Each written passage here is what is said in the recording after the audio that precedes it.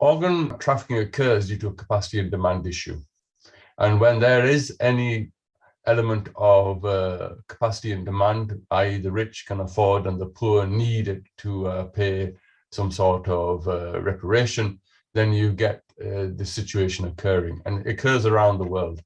So this is somewhere in the Philippines, and see these young men who are maybe all finding it difficult in life and requiring quick cash or getting out of debt, and they've had their kidneys removed. And you see this kind of picture both in organized transplant systems and also in unorganized systems as well.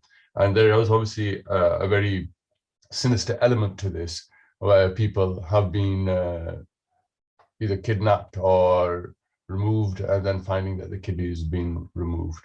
So this is a serious situation, and the World Health Organization is taking it very seriously and legislated against it. Because of the capacity and demand, you can see this infographic type picture. Organs have a price on them. Now, I'm talking about the world situation first, and I'll come to the UK situation. And so where people can afford to travel, they will travel to alleviate their illnesses from deteriorating organs to buy organs. And these are hugely variable prices around the world. And health tourism, just like health migrancy, is on the increase because international communities, certain countries are promoting themselves as health hubs as well as tourist hubs.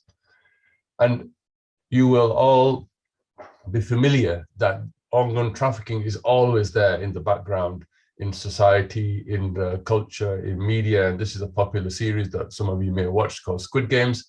And even in this, there was an element of organ trafficking because the contestants who lost, their organs were removed. And to bring it really close to home, this chap here is a senator in Nigeria.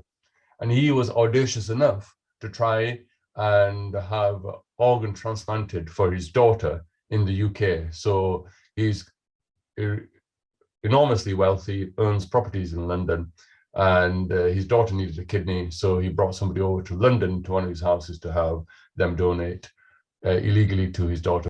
So you don't have to think it's happening just in developing nations. It can happen in a developed nation as well. And the reason is this, that typically victim is a male, fully educated, marginalized, from rural areas. Now, as soon as you say that, you can imagine that in this country as well with health migrancy, and who's facing financial difficulties. So we are in the cost of living. That is happening now, right now. Brokers will often lie and tell potential sellers such as things as your organs will regrow back like a fruit on a tree, she says. So these are kind of information passed on to the poor people who end up donating because they're in a difficult situation. And that is probably a common story around the world.